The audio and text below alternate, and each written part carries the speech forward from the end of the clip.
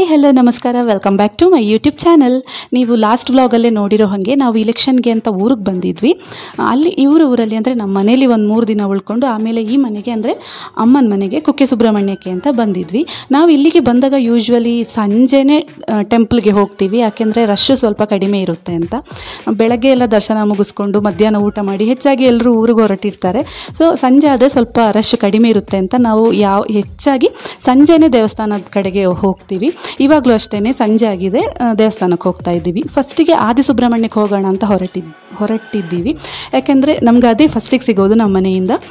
ನೋಡಿ, ಎಲ್ಲ ಪಪ್ಪ ಅಮ್ಮ ಎಲ್ಲರೂ ಇದ್ದಾರೆ, ನಡ್ಕೊಂಡು ಹೋಗ್ತಾ ಇದ್ದೀವಿ ದೇವಸ್ಥಾನಕ್ಕೆ. ನಮ್ಮ ಮನೆಯಿಂದ ಹತ್ರನೇ ಇರೋದು, ತುಂಬ ದೂರ ಏನಿಲ್ಲ, ಹಾಗಾಗಿ ನಡ್ಕೊಂಡೇ ಹೋಗ್ತಾ ಇದ್ದೀವಿ. ನೋಡಿ, ರೀಚ್ ಆದ್ವಿ. ಇದು ಆದಿ ಸುಬ್ರಹ್ಮಣ್ಯ ಟೆಂಪಲ್. ಕುಕ್ಕೆ ಸುಬ್ರಹ್ಮಣ್ಯ ದೇವಸ್ಥಾನದ ಉತ್ತರಕ್ಕೆ ಸುಮಾರು 500 ಮೀಟರ್ ದೂರದಲ್ಲಿದೆ ಈ ದೇವಸ್ಥಾನ. ಅಂದರೆ ಅಲ್ಲಿಂದ ಇಲ್ಲಿಗೆ ನಡ್ಕೊಂಡೇ ಬರ್ಬೋದು, ಅಷ್ಟು ಹತ್ರದಲ್ಲೇ ಇದೆ. ದರ್ಪಣ ತೀರ್ಥದ ಎದುರಲ್ಲೇ ಇರೋದು ಈ ದೇವಸ್ಥಾನ. ನೋಡ್ತಾ ಇರ್ಬೋದು ದರ್ಪಣ ತೀರ್ಥ. ನಾನು ಆಮೇಲೆ ತೋರಿಸ್ತೀನಿ ಅದನ್ನು ಕರೆಕ್ಟಾಗಿ. ನೋಡಿ, ಇದೆ ನೋಡಿ ದರ್ಪಣ ತೀರ್ಥ, ಇದರ ಮುಂದುಗಡೆನೆ ಇರೋದು ಆದಿ ಸುಬ್ರಹ್ಮಣ್ಯ ದೇವಸ್ಥಾನ. ಈ ದೇವಸ್ಥಾನದಲ್ಲಿ ವಲ್ಮೀಕ ಅಂದರೆ ಹುತ್ತದ ರೂಪದಲ್ಲಿ ದೇವರು ಇರುವಂಥದ್ದು. ಈ ಪವಿತ್ರ ಹುತ್ತದ ಮಣ್ಣು ಅಥವಾ ಅದಕ್ಕೆ ಮೂಲ ಮೃತ್ತಿಕೆ ಅಂತ ಹೇಳ್ತಾರೆ. ಆ ಪ್ರಸಾದಕ್ಕೆ ವಿಶೇಷ ಮಹತ್ವ ಇದೆ, ಅಂದರೆ ಔಷಧೀಯ ಗುಣಗಳು ಬಹಳ ಇದೆ ಅಂತ ಜನರ ನಂಬಿಕೆ. ಇದನ್ನು ವರ್ಷಕ್ಕೊಮ್ಮೆ ಜಾತ್ರೆ ಸಂದರ್ಭದಲ್ಲಿ ತೆಗೆಯಲಾಗುತ್ತೆ, ಬಳಿಕ ವರ್ಷವಿಡೀ ಅದನ್ನ ಪ್ರಸಾದ ರೂಪದಲ್ಲಿ ವಿತರಿಸ್ತಾರೆ. ಕುಕ್ಕೆ ಸುಬ್ರಹ್ಮಣ್ಯಕ್ಕೆ ಬಂದವರು ಆದಿ ಸುಬ್ರಹ್ಮಣ್ಯಕ್ಕೆ ಬರಲೇಬೇಕು, ಬರ್ತಾರೆ ಕೂಡ, ಯಾರು ಸಹ ಮಿಸ್ ಮಾಡಲ್ಲ. ಆ ಟೆಂಪಲ್ಗೆ ಬಂದವರು ಇಲ್ಲೂ ಸಹ ವಿಸಿಟ್ ಮಾಡ್ತಾರೆ. ಸ್ಥಳೀಯ ಜನರಲ್ಲಿ ಪ್ರಚಲಿತವಾಗಿರುವಂತಹ ಕಥೆಯ ಪ್ರಕಾರ ಕುಕ್ಕ ಮತ್ತು ಲಿಂಗ ಎಂಬ ಇಬ್ಬರು ಆದಿವಾಸಿ ಮಲೆಕುಡಿಯ ಜನಾಂಗದವರು ಕಾಡಿಗೆ ತೆರಳಿದಂತಹ ಸಂದರ್ಭದಲ್ಲಿ ಒಂದು ಸರ್ಪವು ಕಾಡ್ಗಿಚ್ಚಿನಿಂದ ಸುತ್ತುವರಿಯಲ್ಪಟ್ಟು ರಕ್ಷಣೆಗಾಗಿ ಇವರನ್ನು ಬೇಡಿಕೊಂಡಿತ್ತಂತೆ. ಇವರಿಬ್ಬರು ಆ ಸರ್ಪವನ್ನು ಬೆಂಕಿಯಿಂದ ರಕ್ಷಿಸಿ ಕಾಡಿನ ಬುಡಭಾಗದ ನೀರಿನ ಹತ್ತಿರ ಇರುವಂತಹ ಬಯಲು ಪ್ರದೇಶದಲ್ಲಿ ತಂದು ಬಿಟ್ರಂತೆ. ಅಲ್ಲಿ ಆ ಸರ್ಪ ನೆಲೆಯೂರಿ ಆ ಪ್ರದೇಶ ಆದಿ ಸುಬ್ರಹ್ಮಣ್ಯ ಎಂಬ ಹೆಸರಿನಿಂದ ಕರೆಯಲ್ಪಟ್ಟಿತಂತೆ. ಇಂದಿಗೂ ಸಹ ಕುಕ್ಕೆ ಸುಬ್ರಹ್ಮಣ್ಯ ದೇವಸ್ಥಾನದಲ್ಲಿ ಮಲೆಕುಡಿಯ ವಂಶಸ್ಥರಿಗೆ ಒಂದು ವಿಶೇಷವಾದ ಹಕ್ಕು, ಸ್ಥಾನಮಾನ, ಗೌರವ ಎಲ್ಲವೂ ಇದೆ. ಷಷ್ಠಿ ಜಾತ್ರೆಯ ಸಂದರ್ಭದಲ್ಲಿ ದೇವರನ್ನು ಹೊರುವಂತಹ ಬ್ರಹ್ಮರಥವನ್ನು ಕಟ್ಟೋದು ಸಹ ಇವರೇನೆ. ಅಂದರೆ ಅದನ್ನು ಬೆತ್ತಗಳಿಂದ ಎಲ್ಲ ಕಟ್ಟಿ ಹೂವಿಂದ ಅಲಂಕಾರ ಮಾಡುವಂತಹ ಕೆಲಸ ಎಲ್ಲನೂ ಪ್ರತಿ ವರ್ಷ ಇವರ ಕೈಯಾರೇನೆ ನಡೆಯುತ್ತೆ. ನೋಡಿ, ನಾನಾಗಲೇ ಹೇಳಿರೋ ಥರ ಸಂಜೆ ಹೊತ್ತಾಗಿರೋದ್ರಿಂದ ಅಷ್ಟೊಂದು ರಶ್ ಇರಲಿಲ್ಲ. ಯಾವಾಗಲೂ ಇದೇ ಥರ ಇರುತ್ತೆ ಅಂತ ಹೇಳಕ್ಕೆ ಬರಲ್ಲ, ಕೆಲವೊಂದೊಂದು ಸೀಸನ್ ಟೈಮಲ್ಲಿ ಸಂಜೆನೂ ಸಹ ರಶ್ ಇರುತ್ತೆ. ಬಟ್ ಇವಾಗ ಅಷ್ಟೊಂದು ರಶ್ ಇಲ್ಲ, ನೋಡ್ತಾ ಇರ್ಬೋದು ನೀವು. ದೇವಸ್ಥಾನದ ಹೊರಗಡೆಯಿಂದ ಒಂದು ಪ್ರದಕ್ಷಿಣೆ ಹಾಕ್ಕೊಂಡು ಒಳಗಡೆ ಹೋಗಿ ದರ್ಶನ ಮುಗಿಸ್ಕೊಂಡು ಬಂದ್ವಿ ನಾವು. ಅಲ್ಲೆಲ್ಲ ವೀಡಿಯೋ ಎಲ್ಲೋವಿಲ್ಲ, ಹಾಗಾಗಿ ನಾನು ಯಾವುದೇ ವೀಡಿಯೋ ಮಾಡಿಲ್ಲ, ಬರೀ ಹೊರಗಡೆಯಿಂದಷ್ಟೇ ವೀಡಿಯೋ ಮಾಡಿದ್ದೀನಿ.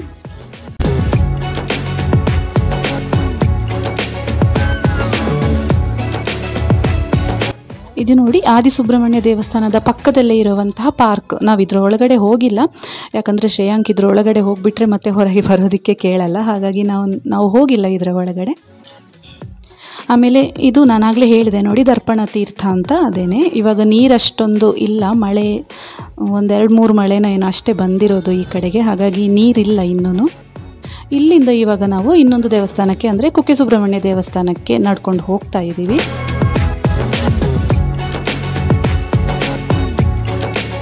ಇಲ್ಲೆಲ್ಲ ಅಕ್ಕಪಕ್ಕದಲ್ಲಿ ಚಿನ್ನ ಬೆಳ್ಳಿದು ಹರಕೆ ಅಂಗಡಿಗಳು, ಹಾಗೆಯೇ ಹಣ್ಣುಕಾಯಿ ಅಂಗಡಿಗಳು, ಫ್ಯಾನ್ಸಿ ಐಟಮ್ಸ್ಗಳು, ಇನ್ನು ಏನೇನೋ ಮಸಾಲ ಪದಾರ್ಥಗಳಂತೆ, ಮಕ್ಕಳಿಗೆ ಬೇಕಾಗಿರೋ ಆಟಿಕೆಗಳಂತೆ, ಈ ಥರ ಏನೇನೋ ಶಾಪ್ಗಳೆಲ್ಲ ಇದೆ, ನೋಡ್ತಾ ಇರ್ಬೋದು ನೀವು.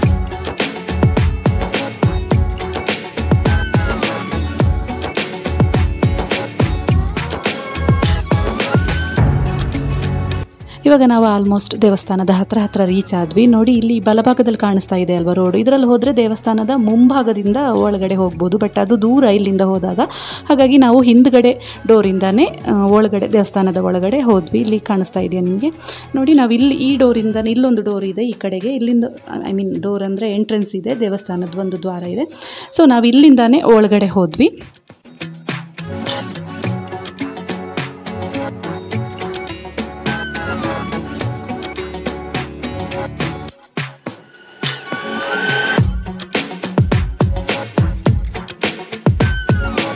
ಇಲ್ಲೂ ಅಷ್ಟೇ ಕ್ಯೂ ನಿಲ್ಲಬೇಕಾಗಿ ಬಂದಿಲ್ಲ, ನಮಗೆ ತುಂಬ ಖಾಲಿ ಇತ್ತು. ಯೂಶ್ವಲಿ ಆನೆ ಇರುತ್ತೆ ಈ ಜಾಗದಲ್ಲಿ, ಇವತ್ತು ಇರ್ಬೋದು ಏನೋ ಅಂತ ಅಂದ್ಕೊಂಡು ಬಂದ್ವಿ. ಬಟ್ ಈ ಸಲ ಆನೆ ಕಾಣಲಿಕ್ಕೆ ಸಿಕ್ಕಿಲ್ಲ ನಮಗೆ, ಯಶಸ್ವಿನಿ ಅದು ಕಾಣಕ್ಕೆ ಸಿಕ್ಕಿಲ್ಲ ಈ ಸಲ. ನಿಮಗೆಲ್ರಿಗೂ ಗೊತ್ತಿರೋ ಹಾಗೆ ಕುಕ್ಕೆ ಸುಬ್ರಹ್ಮಣ್ಯ ಕ್ಷೇತ್ರ ನಾಗಾರಾಧನೆಗೆ ಹಾಗೆಯೇ ನಾಗದೋಷ ಪರಿಹಾರಕ್ಕೆ ಪ್ರಸಿದ್ಧಿ ಹೊಂದಿರುವಂತಹ ಸ್ಥಳ. ಇಲ್ಲಿ ಸ್ವತಃ ಸುಬ್ರಹ್ಮಣ್ಯ ದೇವರು ಸರ್ಪಗಳ ರಾಜ ವಾಸುಕಿ ಮತ್ತು ಆದಿಶೇಷನ ಜೊತೆಗೆ ನೆಲೆ ನಿಂತಿದ್ದಾನೆ. ಪುರಾಣ ಕಥೆಗಳ ಪ್ರಕಾರ ಸರ್ಪಗಳ ರಾಜ ವಾಸುಕಿ ಗರುಡನಿಂದ ಆಕ್ರಮಣಕ್ಕೆ ಒಳಗಾದಾಗ ಈ ಜಾಗದಲ್ಲಿ ರಕ್ಷಣೆಯನ್ನು ಪಡೆದದಂತೆ. ಹಾಗಾಗಿ ಅನಾದಿ ಕಾಲದಿಂದಲೂ ಇದು ಸರ್ಪಗಳ ನೆಲೆ ಆಗಿದ್ದರಿಂದ ಇಂದಿಗೂ ಸಹ ಇಲ್ಲಿ ನಾಗಾರಾಧನೆ ಬಹಳ ಪ್ರಾಮುಖ್ಯತೆಯನ್ನು ಪಡೆದಿದೆ. ಹಾಗೆಯೇ ಇನ್ನೊಂದು ಕಥೆಯ ಪ್ರಕಾರ ಸುಬ್ರಹ್ಮಣ್ಯನು ತಾರಕಾಸುರನನ್ನು ವಧಿಸಿದ ನಂತರ ಈ ನೆಲದಲ್ಲಿ ನೆಲೆಯಾಗ್ತಾನೆ. ಹಾಗೆಯೇ ಈ ವಿಜಯದ ನಂತರ ಇಂದ್ರನ ಮಗಳು ದೇವಸೇನಳನ್ನು ವಿವಾಹ ಆಗ್ತಾನೆ. ಆ ಸ್ಥಳವನ್ನು ಕುಮಾರ ಪರ್ವತ ಅಂತ ಹೇಳಲಾಗುತ್ತೆ. ಇವಿಷ್ಟು ನನಗೆ ಗೊತ್ತಿರುವಂತೆ ಈ 2 ದೇವಸ್ಥಾನಗಳ ಹಿಂದೆ ಇರುವಂತಹ ಪುರಾಣ ಕಥೆಗಳು. ಸೊ ಇವಾಗ ನಾವು ದೇವಸ್ಥಾನದ ಒಳಗಡೆ ಹೋಗಿ ದರ್ಶನ ಎಲ್ಲ ಮುಗಿಸ್ಕೊಂಡು ಹೊರಗಡೆ ಬಂದ್ವಿ. ಇಲ್ಲಿ ನೋಡಿ ದೇವಸ್ಥಾನದ ಹೊರಾಂಗಣದಲ್ಲಿ ಎಷ್ಟೆಷ್ಟು ದೊಡ್ಡ ಫ್ಯಾನ್ಗಳನ್ನು ಹಾಕಿದ್ದಾರೆ ಅಂತ. ಕೆಲವರೆಲ್ಲ ಅಲ್ಲೇ ಮಲ್ಕೊಂಡು ರೆಸ್ಟ್ ಮಾಡ್ತಾಯಿದ್ರು. ಬೇಸಿಗೆ ಕಾಲ ಅಲ್ವಾ, ಅದರಲ್ಲೂ ಈ ಸುಬ್ರಹ್ಮಣ್ಯದಲ್ಲಂತೂ ವಿಪರೀತ ಸೆಕೆ ಇತ್ತು. ನೋಡಿ ಇಲ್ಲಿಂದ ದೇವಸ್ಥಾನದಿಂದ ಹೊರಗಡೆ ಹೋಗ್ಬೋದು, ಬಟ್ ನಾವು ಹಿಂದಿನ ಬಾಗಿಲಿಂದ ಬಂದಿರೋದ್ರಿಂದ ಮತ್ತೆ ಅಲ್ಲಿಂದಾನೇ ಹೊರಗಡೆ ಬಂದ್ವಿ. ಚಪ್ಪಲಿಗಳನ್ನೆಲ್ಲ ಅಲ್ಲೇ ಬಿಟ್ಟಿದ್ವಿ ಅಲ್ವಾ, ಹಾಗಾಗಿ ಅಲ್ಲಿಂದ ಬರ್ತಾ ಇದ್ದಂಗೆ ಶ್ರೇಯಾಂಗ್ ಸ್ವಲ್ಪ ಹಠ ಮಾಡೋಕ್ಕೆ ಸ್ಟಾರ್ಟ್ ಮಾಡ್ದ. ಹಾಗಾಗಿ ಇವರು ಮನೆ ಹತ್ರಕ್ಕೆ ಹೋಗಿ ಮತ್ತೆ ಕಾರ್ ತಗೊಂಡು ವಾಪಸ್ ಬಂದರು. ಹಾಗೆಯೇ ಪೇಟೆಗೆ ಒಂದು ರೌಂಡ್ ಹಾಕ್ಕೊಂಡು ಬರೋಣ ಅಂತ ಪೇಟೆಯೆಲ್ಲ ಒಂದು ರೌಂಡ್ ಕಾರಲ್ಲೇ ಸುತ್ತಾಡಿಕೊಂಡು ಐಸ್ ಕ್ರೀಮ್ ತಿಂತ ಮನೆ ಕಡೆಗೆ ಹೋದ್ವಿ. ಕುಕ್ಕೆ ಸುಬ್ರಹ್ಮಣ್ಯದಲ್ಲಿ ಇವೆರಡು ದೇವಸ್ಥಾನಗಳು ಮಾತ್ರ ಅಲ್ಲದೆ ಇನ್ನೂ ಕೆಲವೊಂದಿಷ್ಟು ದೇವಸ್ಥಾನಗಳು ಇವೆ. ಅದರ ಬಗ್ಗೆ ಮಾಹಿತಿನ ನಾನು ನೆಕ್ಸ್ಟ್ ವಿಡಿಯೋದಲ್ಲಿ ಕೊಡ್ತೀನಿ.